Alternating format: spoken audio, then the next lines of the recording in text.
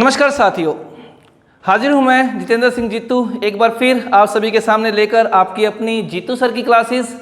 और जीतू सर की क्लासेस में आपको पता ही है हम हर रोज़ करते हैं इंग्लिश ग्रामर। और आज फिर एक बार मैं जितेंद्र सिंह जीतू हाजिर हूं आपके सामने इंग्लिश ग्रामर की आपकी एक नई क्लास लेकर। तो सबसे पहले वो सभी साथी जिन्होंने अभी तक चैनल को सब्सक्राइब नहीं किया है वो चैनल को सब्सक्राइब कर लीजिए, बेल आइकन को प्रेस कर लीजिए ताकि आपको अपने इस चैनल की अपडेट्स रेगुलरली मिलती रहें। तो आइए साथियों, हम बढ़ते हैं आज की अपनी क्लास की तरफ। और आज की हमारी जो क्लास है वो बहुत ही स्पेशल क्लास होने वाली है। स्पेशल इसलिए क्योंकि अभी हमने रिसेंटली किया है हमारा आर्टिकल्स का टॉपिक। और आर्टिकल्स का टॉपिक तो हमने कर लिया, यानी कि वन वे हम चल पड़े हैं कि हमने सारे रूल्स सीख लिए हैं कि आर्टिकल्स के रूल्स क्या क्या होते हैं, आर्टिकल्स का यूज़ कहाँ कहाँ होता है। लेकिन उन रूल्स को एक्सट्रैक्ट कैसे किया जाए, उन रूल्स को अप्लाई कैसे किया जाए, यानी कि जब आपके पास एक्सरसाइजेज आती हैं आर्टिकल्स पे बेस्ड, जब आप किसी कंपटीशन एग्जाम में बैठते हो, एकेडमिक एग्जाम के अंदर बैठते हो, तो उसमें जो एक्सरसाइज आती है उस एक्सरसाइज को आप सोल्व कैसे करोगे। अब सोल्व करना आपको लगता है कि आर्टिकल बहुत ही आसान टॉपिक है, लेकिन इस गलत फहमी में भी मत रहिएगा कि आप आर्टिकल्स को लाइटली ले लीजिए, क्योंकि आर्टिकल एक ऐसी चीज है जो आपको कंफ्यूज कर सकता है। कंफ्यूज कब कर सकता है? जब आपके बेसिक कंसेप्ट्स क्लियर नहीं हैं। तो आज की इस क्लास का हमारा मकसद यही रहेगा कि रैंडम एक्सरसाइजेस के जरिए हम अपने कंसेप्ट्स को क्लियर करेंगे कि आर्टिकल्स जो हमने किए हैं उन आर्टिकल्स का यूज किस तरह से किया जाना है। तो आइए दोस्तों, शुरू कर लेते हैं हम आज की हमारी ये class based on the random exercises on articles. तो आइए देखिए, ये एक्सरसाइजेज मैंने यहाँ पर आपके लिए लिख रखी हैं, कुछ ऐसी एक्सरसाइजेज जो मुझे पर्सनल तौर पर लगा है कि आपके सारे के सारे चैप्टर को कवर कर सकती हैं, जिसमें आपने जितने भी रूल्स पढ़े हैं वो सारे के सारे रूल्स अप्लाई हो जाते हैं। तो देखिए, हमारी एक्सरसाइजेज में मैंने जो पहला सेंटेंस लिया है वो लिया है कि dash Punjab is the neighbouring state of Haryana. Dash Punjab is the neighbouring state of Haryana. अब आपके एग्जाम में, आपके किसी कम्पिटिटिव एग्जाम में अगर इस तरह से सेंटेंस आ जाता है तो आपको चार ऑप्शंस मिलते हैं। ऑप्शन मिलेगा ए, एक ऑप्शन मिलेगा एन, दा मिलेगा, या फिर होगा नन ऑफ द अबव, या फिर ऑल ऑफ दिस, ऐसे कुछ भी ऑप्शन आपको मिलेगा। तो आपको करना क्या है? करना क्या है? सबसे पहले आपको चाहिए आपका कंसेप्ट क्लियर। देखिए यहाँ पर क्या आया है, ब्लैंक के तुरंत बाद नाउन क्या दी हुई है? पंजाब। अब आपको लगेगा पंजाब एक प्रॉपर नाउन है, किसी स्टेट को प्रॉपर नाम दिया गया है। लेकिन जैसे ही आप ये चीज़ सोच लोगे, आपकी गलती होने का चांस 1% बढ़ जाएगा। क्यों बढ़ जाएगा? क्योंकि हमें पता है कि किसी भी प्रॉपर नाउन के साथ कोई भी आर्टिकल नहीं आता है। लेकिन जिन बच्चों ने पिछले हमारे लेक्चर्स को ध्यान से देखा होगा, उन वीडियोस पे कंसंट्रेट किया होगा, तो मैंने आपको वीडियो के दौरान बताया था कि इंडिया का पंजाब एक ऐसा स्टेट होता है जो 5 नदियों का समूह है। और जब भी कोई स्टेट या कोई नेशन ग्रुप के रूप में होता है तो वहाँ पर लगाया जाता है हमारा डेफिनाइट आर्टिकल द। तो पंजाब, 5 नदियाँ, पंज आब, तो पंजाब के साथ क्या लग जाएगा हमारा? द। तो अगर आप किसी कंपटीशन एग्जाम में बैठे होंगे तो आपको कौन सा ऑप्शन चूज कर लेना है? द वाला ऑप्शन। तो ये हमारा फर्स्ट सेंटेंस था। अब आगे देखिए, अगला जो सेंटेंस है, ब्लैंक के बाद जो हमें नाउन दी गई है वो दी गई है EWE। EWE। अब इसका pronunciation most of the students गलत कर देते हैं। ऐसे लोग जो कंपटीशन एग्जाम में बैठे होते हैं वो भी इसका प्रोनाउंसिएशन अक्सर गलत ले लेते हैं। वो इसको पढ़ते हैं ईव, ईवी, ऐसे इस तरह से कुछ पढ़ते हैं, लेकिन इसका जो एक्चुअल प्रोनाउंसिएशन है वो है यू। क्या है प्रोनाउंसिएशन? यू। यू, ये की आवाज है। तो फर्स्ट साउंड हमारी क्या है? वो है य, यानी कि क्या है? एक वो कॉन्सोनेंट है। तो इसलिए यहां पर कॉन्सोनेंट के साथ क्या आता है? हमेशा हमारा ए। अब यू होता क्या है? यू होता है जो हमारी भेड़ होती है उसका जो मादा रूप है, यानी कि मादा भेड़ को बोलते हैं यू। सेंटेंस आया है dash you is standing in the field, कि कोई यू जो है वो फील्ड के अंदर खड़ी है। अब इसका प्रोनाउंसिएशन ठीक करना है। प्रोनाउंसिएशन क्या है हमारा? यू। प्रोनाउंसिएशन ठीक, फिलअप ठीक। तो ये हो गया आपका सेकंड सेंटेंस। थर्ड सेंटेंस पे आइए। थर्ड सेंटेंस आपके पास क्या है? He struck me on dash head. He struck me dash head. अब हेड जो आपकी ब्लैंक के बाद नाउन है, हेड क्या है? हेड है आपका एक बॉडी पार्ट। और मैंने आपको बताया है कि जब बॉडी पार्ट हमारा ब्लैंक के बाद आता है एक नाउन के रूप में, तो उस बॉडी पार्ट के साथ आपको क्या लगाना है? क्या लगाना है? दा। तो he struck me on the head, definite article से इसको आप फिल कर दोगे। उसके बाद आगे बढ़ते हैं। Sentence number 4। सेंटेंस नंबर 4 क्या कहता है? Delhi is dash Paris of India. Delhi is dash Paris of India. अब यानी कि दिल्ली को क्या बताया गया है? दिल्ली को बताया जा रहा है भारत का पेरिस। यानी कि किसी एक नाउन को किसी दूसरी नाउन के साथ कंपेयर किया जा रहा है, उसकी क्वालिटी को लेकर। कहा जा रहा है कि दिल्ली जो है वो भारत के पेरिस की तरह है। तो यानी कि जब इस तरह से कंपैरिजन किया जाता है, अगर आपने वीडियोस को ध्यान से देखा होगा तो बताया गया था क्या आता है हमारा डेफिनाइट आर्टिकल द, कि दिल्ली जो है भारत का पेरिस है। तो 4 सेंटेंसेस हमारे हो गए हैं। 5वें सेंटेंस की तरफ बढ़ते हैं। अब इस सेंटेंस में देखिए क्या बताया गया। Sentence number 5। सेंटेंस नंबर 5 कह रहा है Valmiki's dash Ramayana is a sacred book. Valmiki's dash Ramayana is a sacred book. अब बहुत सारे स्टूडेंट्स यहाँ पर आकर कंफ्यूज हो जाते हैं। कंफ्यूज क्यों हो जाते हैं? ब्लैंक के बाद दिखाई दे गया क्या? रामायणा। और रामायणा क्या है? रामायणा है एक धार्मिक पुस्तक, होली बुक। हम पढ़ रखा होता है कि धार्मिक पुस्तक आएगी तो हमें डेफिनाइट आर्टिकल दा लगा देना है। तो क्या करते हैं, जल्दबाजी के चक्कर में यहाँ पर दा लगा देते हैं। लेकिन फिर से अगर आपने वीडियोस को बिल्कुल बारीकी से देखा गया होगा तो मैंने वीडियो के दौरान आपको बताया है कि जब भी किसी धार्मिक पुस्तक के साथ भी उसके ऑथर का नाम जुड़ा होता है, यहाँ पर रामायणा के साथ महर्षि वाल्मीकि जी का नाम जुड़ा हुआ है, यानी कि ऑथर का नाम साथ में दिया गया है। और जब ऑथर का नाम साथ में दिया गया होगा तो हम क्या लगाएंगे वहाँ पर? हम वहाँ पर दा लगाएंगे? नहीं, क्योंकि ये सिर्फ धार्मिक पुस्तक नहीं है, ऑथर के नाम के साथ आई है। तो ऐसे सेंटेंस में हम क्या कर देंगे? क्रॉस। तो Valmiki's Ramayana is a sacred book, कि वाल्मीकि जी के द्वारा लिखी गई रामायणा जो है वो एक बहुत ही पवित्र पुस्तक है। ध्यान रखना है, बुक के साथ ऑथर का नाम, तो वहां पर किसी आर्टिकल का क्या काम? क्रॉस लगा देंगे। आगे बढ़ते हैं। अगला सेंटेंस हमारा है dash navy of America is very powerful. Dash navy of America is very powerful. Navy क्या है? नेवी आर्म्ड फोर्सेस का हिस्सा है। आर्म्ड फोर्सेस यानी कि आपका सैन्य बल, सुरक्षा बल। जब सैन्य बल आपका आ जाता है, किसी भी देश का है, तो वहां पर क्या आएगा? हमेशा हमारा डेफिनाइट आर्टिकल द। तो देखिए इस बहाने आपके आर्टिकल्स की एक रिवीजन भी अच्छी हो रही है और आपको पता भी लग रहा है कि रीज़न क्या है, किस रीज़न से आपने वहाँ पर वो आर्टिकल यूज़ किया है। तो यहाँ पर किस लिए यूज़ हुआ है? क्योंकि यहाँ पर आर्म्ड फोर्सेस का नाम आ गया, नेवी का नाम आ गया, और नेवी के साथ क्या लगाएंगे हम? दा लगाएंगे। आगे बढ़ते हैं।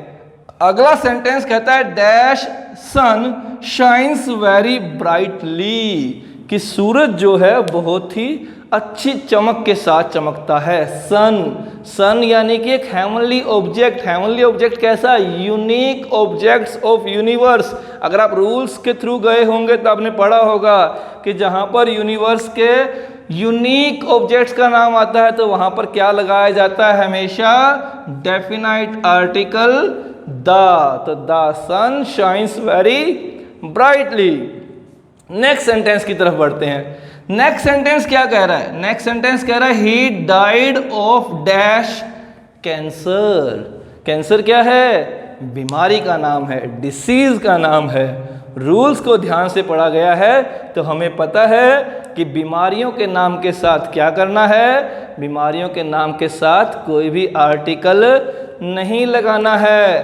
तो ही डाइड ऑफ कैंसर, मारने के लिए कैंसर ही काफी है, आर्टिकल का क्या काम है? तो इसलिए यहां पर आ गया क्रॉस।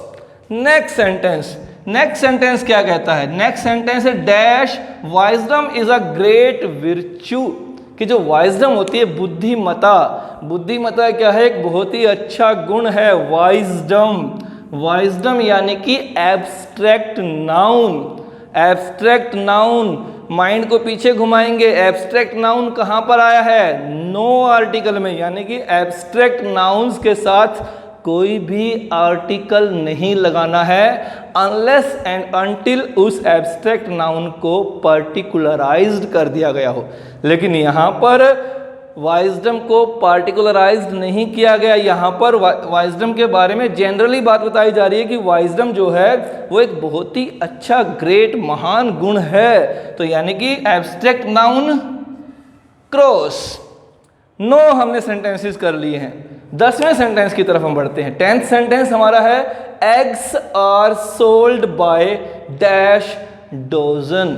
कि एग्स, अंडों को डोजन के हिसाब से बेचा जाता है। मैंने आपको बताया है कि जहाँ पर केजी, पर डोजन, पर लीटर, ये पर की भावना जहाँ पर आ जाती है, बोलते हैं ना हम हिंदी में कि प्रति किलो 50 रुपये किलो, जब ऐसा हम कहीं पर भी बोलते हैं तो वहाँ पर क्या आता है? हमेशा वहाँ पर इंडेफिनाइट आर्टिकल ए या एन आपकी नाउन के हिसाब से। और ये जो नाउन है ये डी से स्टार्ट हो रही है, इसकी साउंड जो आ रही है वो आ रही है डोजन, ड, ड यानी कि कॉन्सोनेंट, और कॉन्सोनेंट के साथ क्या आ जाएगा हमारा? ए। तो ये हो गया हमारा 10th सेंटेंस। थोड़ा और आगे बढ़ते हैं। अगला सेंटेंस क्या कहता है? अगला सेंटेंस कहता है one of my friends lives in dash UK. कि one of my friends lives in UK. UK यानी कि यूनाइटेड किंगडम, नाम के अंदर यूनाइटेड, यूनाइटेड यानी कि ग्रुप, ग्रुप ऑफ नेशंस। जब ग्रुप ऑफ नेशन आ जाएगा तो हमें क्या लगाना है? दा लगा देना है कि मेरा एक फ्रेंड जो है वो यूके में रह रहा है। तो ये हमारा एक और रूल इस बहाने क्लियर हो गया कि जहां पर ग्रुप ऑफ नेशंस का नाम आ जाता है तो वहां पर क्या लगाएंगे? हमेशा हम दा लगाएंगे। अगला सेंटेंस, अगला सेंटेंस क्या कहता है? Dash higher you go dash cooler it is. कि dash higher you go dash cooler it is. अब यहां पर देखिए 2 कंपैरेटिव डिग्रीज का जिक्र हुआ है। एक रूल आया था हमारा, अगर आप थोड़ा सा पीछे जाएंगे तो रूल हमारा क्या आया था कि जब किसी भी सेंटेंस के अंदर 2 कंपैरेटिव डिग्रीज का प्रयोग किया गया हो जो दोनों एक दूसरे के डायरेक्टली या इनवर्सली प्रोपोर्शनल, मैथमेटिकल टर्म थी, मैंने आपको बताया था। डायरेक्टली प्रोपोर्शनल यानी कि एक की वजह से दूसरे की भी तरक्की हो रही है। इनवर्सली प्रोपोर्शनल यानी कि एक का नेगेटिव इफेक्ट दूसरे पे पड़ रहा है। जब ऐसा हो, अब ये देखिए क्या कहा गया है कि जितना ऊपर जाओगे उतनी ठंडक होगी। डायरेक्टली प्रोपोर्शनल, एक की वजह से दूसरा है। तो जब ऐसा होगा किसी भी कंपैरेटिव डिग्री के साथ तो आप दोनों ही कंपैरेटिव डिग्रीज के साथ क्या लगा दोगे? दा लगा दोगे, यानी कि डेफिनेट आर्टिकल लगा दोगे। तो ये हमारा एक और रूल यहाँ पर एक और सेंटेंस की सहायता से हमने क्लियर कर लिया है। इस तरह से आप जब सेंटेंसेस के अंदर रूल्स को क्लियर करते हो तो आपको रूल्स ज़्यादा लंबे समय तक और ज़्यादा अच्छी तरह से याद रहते हैं। तो 12 सेंटेंसेस हमारे हो गए हैं। बढ़ते हैं हम हमारे 13th सेंटेंस की तरफ। एक्सरसाइजेस कर रहे हैं हम। तो 13th सेंटेंस हमारा क्या कहता है? 13th सेंटेंस हमारा कहता है do you like playing football. Dash आया है बीच में। Do you like playing dash football. Football क्या है? फुटबॉल एक गेम का नाम है। और आपको बताया था कि जब भी किसी गेम का, किसी खेल का नाम आ जाता है तो उसके साथ क्या लगाना है? आपको हमेशा क्रॉस लगाना है। 2 चीज़ें ध्यान रखनी है। यहाँ पर गेम का नाम है लेकिन अगर किसी गेम के टूर्नामेंट का या उस गेम से रिलेटेड किसी ट्रॉफी का, इवेंट का अगर नाम आया है तो आपको लगाना होता है द, यानी कि डेफिनाइट आर्टिकल। लेकिन यहाँ पर क्या है, उस पर्टिकुलर स्पोर्ट्स का नाम है। जब पर्टिकुलर स्पोर्ट का नाम है तो आपको क्या लगा देना है यहाँ पर, cross. Do you like playing football. आगे बढ़ते हैं, अगला क्या है, I like to play dash violin. यहाँ पर दो चीज़ें समझिए। कई बार कुछ बच्चों को लगता है कि ब्लैंक से पहले जो वर्ब वगैरह आई है उसका भी कुछ ना कुछ रोल होता है। ऐसा कुछ भी नहीं है। आपको बताया गया है, बहुत ही क्लियरली बताया गया है कि इस ब्लैंक के बाद जो नाउन आ रही है सारा काम उस नाउन पे ही डिपेंड करता है, आर्टिकल्स का। तो देखिए, I like to play dash violin. Violin क्या है, वायलिन एक म्यूजिकल इंस्ट्रूमेंट है। अगर आप अपने रूल्स के थ्रू जाओगे तो आपके रूल्स में क्या लिखा हुआ है, रूल्स में आपको बताया गया है कि कोई भी म्यूजिकल इंस्ट्रूमेंट आएगा तो कोई भी बच्चा हमेशा द लगाएगा। तो म्यूजिकल इंस्ट्रूमेंट क्या आएगा हमेशा, डेफिनाइट आर्टिकल द। तो ये हो गया हमारा 14th सेंटेंस। 15th सेंटेंस पे आ जाते हैं। 15th सेंटेंस क्या कहता है, Mohan is believed to be dash idiot boy. Idiot, idiot boy यानी कि मूर्ख। अब इडियट को जब बोलते हो तो आवाज प्रोनाउंसिएशन क्या आ रही है, इडियट, ई यानी कि हमारा वोवल। और वोवल्स के साथ क्या चीज आती है, वोवल्स के साथ आता है हमेशा इंडेफिनाइट आर्टिकल। और कौन सा इंडेफिनाइट आर्टिकल आता है, वोवल की साउंड के साथ हमेशा एन लगा दिया जाता है। तो Mohan is believed to be an idiot boy. तो इस तरीके से हमने ये 15 सेंटेंसेस के जरिए हमारे 15-16 रूल्स को भी साथ में कवर अप कर लिया। तो आगे बढ़ते हैं हम हमारे 16th सेंटेंस की तरफ। अब ध्यान दीजिए, हमारा जो 16th सेंटेंस है और जो हमारा 17th सेंटेंस है ये बहुत इंपॉर्टेंट है एक समझ के लिए। जो एक अच्छी चीज़ आपको समझनी है इसके जरिए वो क्या है, बारीकी से आपको आर्टिकल्स पढ़ने पड़ते हैं। आर्टिकल्स मैंने बताया ना कि आर्टिकल्स में गलतियां होने के चांस बहुत ज़्यादा होते हैं। कारण क्या होता है, सबसे पहला कारण होता है कि आर्टिकल्स को लाइटली ले लिया जाता है। और दूसरा कारण क्या होता है कि आर्टिकल्स में बहुत हल्की हल्की बारीकियों का भी ध्यान रखना होता है। हल्की हल्की बारीकियाँ। अब आप इन दो सेंटेंसेस में आप उन हल्की बारीकियों को देखिए। पहला सेंटेंस क्या कह रहा है, dash red dash white rose looks beautiful. Dash red dash white rose looks beautiful, ये पहला सेंटेंस कह रहा है। दूसरा सेंटेंस क्या कह रहा है, dash red dash white roses look beautiful. अब बहुत सारे स्टूडेंट समझते हैं कि दोनों सेंटेंस एक जैसे ही हैं, कोई खास अंतर नहीं है। अक्सर कंपटीशन एग्जाम में इस तरह के सेंटेंस पूछे जाते हैं और कंपटीशन एग्जाम में इसके ऑप्शंस दिए जाते हैं। ऑप्शंस क्या दिया जाएगा आपको, मान लीजिए पहला ऑप्शन दे दिया गया कि दोनों में ही क्रॉस, दूसरा ऑप्शन दे दिया फर्स्ट में क्रॉस सेकंड में द, तीसरा ऑप्शन दे दिया फर्स्ट में द सेकंड में क्रॉस, और फोर्थ ऑप्शन आपको दे दिया कि फर्स्ट में ए सेकंड में द। कुछ भी दे सकते हैं। अब कंफ्यूजन क्या है, एग्जैक्ट चुनना उसको कि कौन सी चीज कहां पर आएगी। हम पहले 16th सेंटेंस को देते हैं। 16th सेंटेंस क्या कर रहा है, डैश रेड डैश वाइट रोज। सबसे पहले रोज, एक सिंगल एक नाउन की बात हो रही है।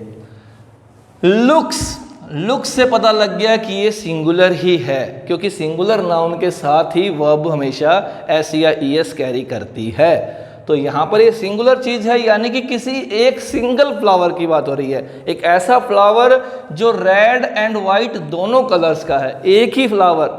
तो एक ही फ्लावर है, तो यानी कि आपको जो डेफिनाइट आर्टिकल है वो पहले ब्लैंक में भरना है और दूसरे ब्लैंक में आपको कुछ भी नहीं भरना है। क्यों नहीं भरना है, क्योंकि ये दोनों ही जो गुण हैं ये किसके हैं, हमारे एक ही फूल के हैं, द रेड एंड वाइट रोज। तो एक ही फूल है।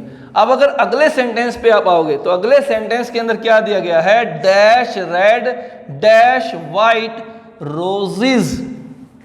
रोजेज लुक्स की जगह पे क्या हो गया है, लुक हो गया है। ये एस जो यहां पर था ये अब यहां पर आ गया और इतना होने से ही आपके रूल में परिवर्तन आ गया। अब क्या कहा गया है, अब कहा गया है कुछ ज़्यादा फूलों के बारे में कि जो लाल रंग के फूल हैं, जो सफ़ेद रंग के फूल हैं, दोनों तरह के फूलों की अलग अलग से बात हुई है। तो अब क्या होगा, अब इन दोनों ही ब्लैंक्स के अंदर आपको डेफिनाइट आर्टिकल द लगाना होगा। The red, the white, the red, the white. अक्सर क्या होता है यहाँ पर एंड भी दिया होता है, the red and white roses, the red and the white roses, कि लाल और सफ़ेद फूल, अलग अलग फूलों की बात है। और यहाँ पर लाल और सफ़ेद फूल एक ही फूल की बात है। तो ये आपको इस तरह की बारीकियां आपको ध्यान रखनी होंगी ताकि जल्दबाजी के चक्कर में आपका कोई भी एक सेंटेंस गलत ना हो जाए। ऐसी दिक्कतें अक्सर कंपटीशन एग्जाम में आती है जहां पर आपके आधे आधे अंक की भी बहुत अहमियत होती है, और ये तो यहाँ पर आपका 1 मार्क ही चला जाएगा। तो ध्यान रखना आपको। आगे बढ़ते हैं। अगला सेंटेंस क्या है, अगला सेंटेंस कहता है I have lost dash watch which I received from my father. अब देखिए वॉच आया है, एक नाउन है, सिंगुलर काउंटेबल नाउन है। सिंगुलर काउंटेबल नाउन के साथ हमें पता है कि हम इंडेफिनाइट आर्टिकल एन का यूज कर सकते हैं, लेकिन यहां पर ध्यान रखिए, यहां पर इस वॉच को पार्टिकुलराइज्ड कर दिया गया। पार्टिकुलराइज्ड कैसे कर दिया गया है कि हम उस पर्टिकुलर घड़ी की हम बात कर रहे हैं जो घड़ी फादर साहब के द्वारा दी गई थी। फादर साहब के द्वारा दी गई घड़ी की बात हो रही है, किसी अन्य घड़ी की नहीं। यानी कि इस घड़ी को यहाँ पर पार्टिकुलराइज्ड कर दिया गया है। और हमें पता है जब भी नाउन को पार्टिकुलराइज कर दिया जाएगा तो क्या आ जाएगा, वहाँ पर हमेशा डेफिनाइट आर्टिकल द आ जाएगा। तो ये हो गया हमारा रूल नंबर 18। आगे बढ़ते हैं, आगे आ जाता है रूल नंबर 19। 19 क्या है, I saw dash Indian peasant working in his fields. I saw dash Indian peasant. अब यहाँ पर कंफ्यूजन क्या है, इस सेंटेंस में कंफ्यूजन क्या है, यहाँ पर आपको ब्लैंक के बाद मिला है इंडियन। इंडियन यानी कि एक तरह से नेशनैलिटी, किसी भी देश के वासी को जो बोला जाता है, जैसे भारत वालों को भारतीय यानी कि इंडियन बोला जाएगा। और आपने पढ़ा है कि नेशनलिटी के साथ क्या आता है, द। लेकिन ध्यान दीजिए सेंटेंस को, मैंने आपको एक चीज़ और बताई थी हमारे वीडियो लेक्चर्स के दौरान कि जब भी किसी भी ऐसी नेशनलिटी वाली नाउन को सिंगुलर काउंटेबल नाउन की तरह यूज़ किया जाएगा तो उसके साथ ए या एन आएगा। और अगर आप सेंटेंस को ध्यान से पढ़ोगे तो कहा गया है कि मैंने एक भारतीय किसान देखा। एक यानी कि सिंगुलर काउंटेबल नाउन। इंडियन आवाज आ रही है वावल की, वावल साउंड यानी कि एन। आई सा an Indian peasant working in his fields, कि मैंने एक भारतीय किसान को उसके खेतों में काम करते हुए देखा। सिंगुलर काउंटेबल नाउन की तरह नेशनलिटी को प्रयोग किया गया है, इसीलिए ये भी हमारा एक रूल था। आगे बढ़ते हैं। 20th सेंटेंस, हमारा 20th सेंटेंस क्या कर रहा है, dash dinner will be held at dash Kalinga hotel. Dash dinner will be held at dash Kalinga hotel. Dinner, अब आपको पता है लंच, ब्रेकफास्ट, डिनर, यूजुअल रूप में जब इनकी बात होती है तो किसी तरह का भी आर्टिकल नहीं लगाया जाता है। लेकिन साथ के साथ आपको एक चीज़ और बताई गई है कि जब भी इन्हें पार्टिकुलराइज कर दिया गया है, जब भी इन्हें स्पेशल बता दिया जाता है, कोई भी डिनर स्पेशल डिनर है, कोई ब्रेकफास्ट स्पेशली है, उसके साथ क्या लगता है, हमारा डेफिनेट आर्टिकल लगता है। और यहाँ पर क्या बताया गया है कि डिनर जो होगा वो कलिंगा होटल में रखा जाएगा, यानी कि किसी स्पेशल डिनर की बात हो रही है तो क्या आ जाएगा, the dinner will be held at Kalinga hotel. बताया गया है आपको कि जब भी होटल्स का नाम आएगा तो क्या लगाना है, हमेशा आपको वहाँ पर डेफिनाइट आर्टिकल द लगा देना है। आगे बढ़ जाते हैं। Dash mister Gupta whom you met in the market is my brother, कि वो मिस्टर गुप्ता जिनसे आप मार्केट में मिले थे वो मेरे भाई साहब हैं। कि जिनसे आप मार्केट में मिले थे, अब आपको पता है कि प्रॉपर नाउन के साथ कोई भी आर्टिकल नहीं आता है, लेकिन अधूरा ज्ञान हमेशा खतरनाक होगा। प्रॉपर नाउन का ज्ञान आपको पता है कि प्रॉपर नाउन के साथ कोई आर्टिकल नहीं आता, लेकिन साथ में आपको ध्यान क्या रखना है, जब भी उस प्रॉपर नाउन को पर्टिकुलराइज कर दिया गया है, जैसे मैंने आपको जब वीडियोस बताई थी उसमें मैंने आपको बताया था कि जब भी किसी ऐसी नाउन को बताया जाए कि कोई मिस्टर गुप्ता या फिर वो मिस्टर गुप्ता, यानी कि उसको पर्टिकुलराइज कर दिया गया है। अब यहाँ पर कहा गया कि जिन मिस्टर गुप्ता से आप मिले थे मार्केट में उनकी बात हो रही है, तो यानी कि यहाँ पर क्या किया गया, इसको पार्टिकुलराइज किया गया। और जब भी आर्टिकल्स में किसी भी नाउन को पार्टिकुलराइज किया जाएगा तो आपको गांठ बांध लेनी है इस बात की कि पार्टिकुलराइज्ड की गई नाउन्स के साथ आपको हमेशा आर्टिकल, डेफिनाइट आर्टिकल दा लगाना है। तो ये हो गया हमारा सेंटेंस नंबर 21। 22nd सेंटेंस हमारा 22nd सेंटेंस क्या कहता है, dash bay of Bengal is in the eastern part of India. Bay of Bengal Bharat के पूर्वी हिस्से में है। बे ऑफ बंगाल यानी कि क्या है, ये एक ज्योग्राफिकल स्ट्रक्चर है। ज्योग्राफिकल स्ट्रक्चर्स हमारी नदियाँ, हमारे पर्वत, हमारे समुंदर, ऐसे ही हमारी खाड़ियाँ, ये क्या है, बंगाल की खाड़ी। बंगाल की खाड़ी कहाँ है, भारत के पूर्वी हिस्से में है। तो किसी भी ज्योग्राफिकल स्ट्रक्चर के साथ, ऐसी स्ट्रक्चर के साथ क्या आ जाता है, हमारा दा आ जाता है। जितनी भी खाड़ियां हैं क्या लगा देना है, उनके साथ दा लगा देना है। आगे बढ़ते हैं 23rd सेंटेंस। 23rd सेंटेंस क्या कहता है, dash English is dash international language, कि इंग्लिश जो है वो एक अंतर्राष्ट्रीय भाषा है। इंग्लिश यहाँ पर लैंग्वेज की बात हो रही है, बिल्कुल क्लियर हो रहा है। देखिए इंटरनेशनल लैंग्वेज, यहाँ पर हम जनरली इंग्लिश लैंग्वेज की बात करें। इंग्लिश लैंग्वेज यानी कि प्रॉपर नाउन और उसके साथ कोई भी आर्टिकल नहीं आता है। पहला ब्लैंक हमारा क्लियर हो गया। इंग्लिश, यहाँ पर इंग्लिश भाषा की बात हो रही है और भाषा के नाम के साथ कोई आर्टिकल नहीं आएगा, क्रॉस कर दिया गया है। आगे क्या दिया गया, देखिए English is dash international. International आवाज, साउंड, स्टार्टिंग साउंड क्या आ रही है, इंटर, ई की आवाज आ रही है। ई यानी कि हमारा वावल, और वावल्स के साथ क्या लगाया जाता है हमेशा, इंडेफिनाइट आर्टिकल एन। तो English is an international language. आगे बढ़ते हैं, अगला सेंटेंस है I have been reading dash first chapter of English. I have been reading dash first chapter of English, कि मैं इंग्लिश का फर्स्ट चैप्टर पढ़ रहा हूँ। फर्स्ट, ध्यान में आया ना कुछ, फर्स्ट, सेकंड, थर्ड, लास्ट क्या होते हैं, ऑर्डिनल नंबर्स, ऑर्डर बताते हैं। और ऑर्डिनल नंबर्स के साथ क्या आएगा, ऑर्डिनल नंबर्स के साथ आपको लगा देना है क्या, डेफिनाइट आर्टिकल दा, कि मैं इंग्लिश का पहला चैप्टर पढ़ रहा हूं। हो गया। अगला सेंटेंस, नेक्स्ट सेंटेंस क्या है हमारा, नेक्स्ट है dash Deepavali is celebrated with a lot of pomp and show, कि दीपावली को बहुत ही हर्षो उल्लास के साथ, बहुत ही शोर शराबे के साथ, बहुत ही खुशी के साथ मनाया जाता है दीपावली।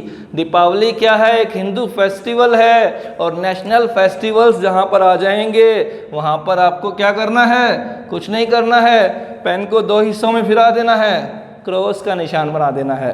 तो दीपावली के साथ कोई भी आर्टिकल नहीं आएगा।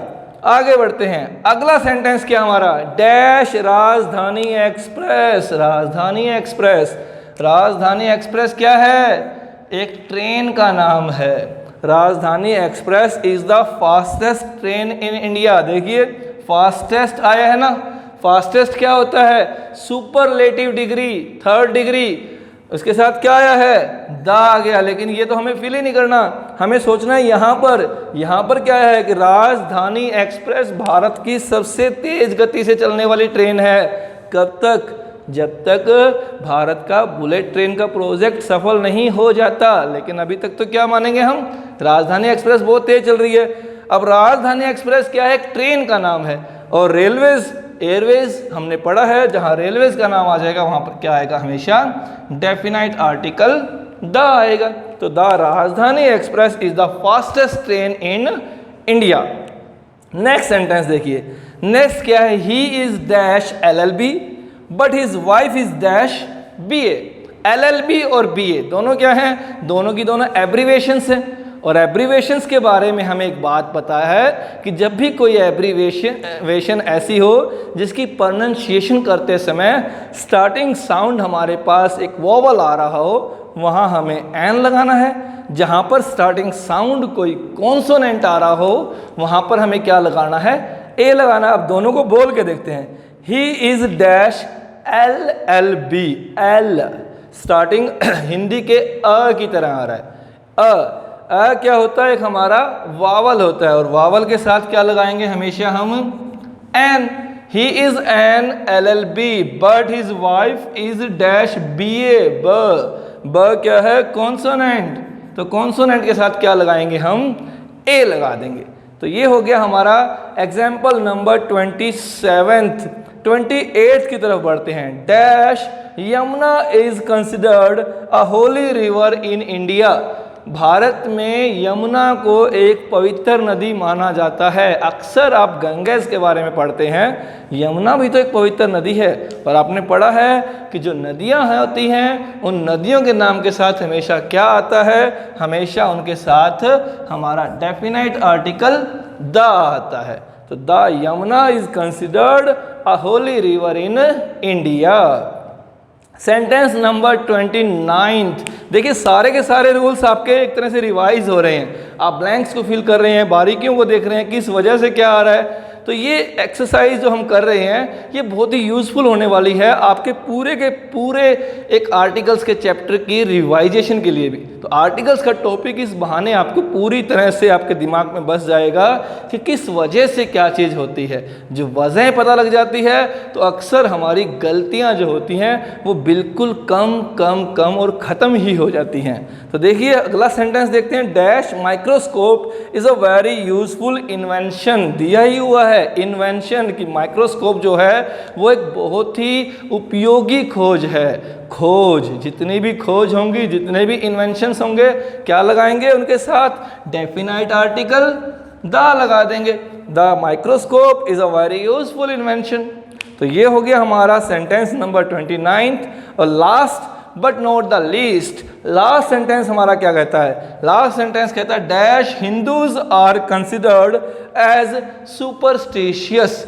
कि हिंदूज को अक्सर अंधविश्वासी माना जाता है। यहाँ पर मैं बायस्ड नहीं हूँ, मैंने एक रैंडम एग्जाम्पल उठाया है, कोई सेकुलरिज्म नहीं है, सिर्फ जो यूजुअल तौर पर जैसा कहा जाता है वैसा हमने एक सेंटेंस लिया है। सेंटेंस क्या है कि dash Hindus are considered as superstitious. कि हिंदुओं को अक्सर अंधविश्वासी मान लिया जाता है। तो हिंदूज क्या है, एक हमारा रिलीजियस एक एथनिक ग्रुप है। जहां रिलीजियस ग्रुप्स आ जाते हैं तो रिलीजियस ग्रुप्स के साथ भी आपको पता है अच्छे से क्या लगाया जाता है, हमेशा डेफिनाइट आर्टिकल द लगाया जाता है। तो देखा आपने कितनी यूज़फुल एक्सरसाइज हमने आज की है। इस सारी एक्सरसाइज के जरिए हमारी घर बैठे बैठे आसानी से बिल्कुल कुछ ही देर में पूरी की पूरी जो आर्टिकल्स की हमने जो रिवीजन करनी थी वो इस बहाने हमारी हो गई है। तो इस तरह से की गई एक्सरसाइजेज आपको बहुत यूज़फुल होती हैं। होपफुली आपको आज का ये लेक्चर बहुत ही उपयोगी लगा होगा,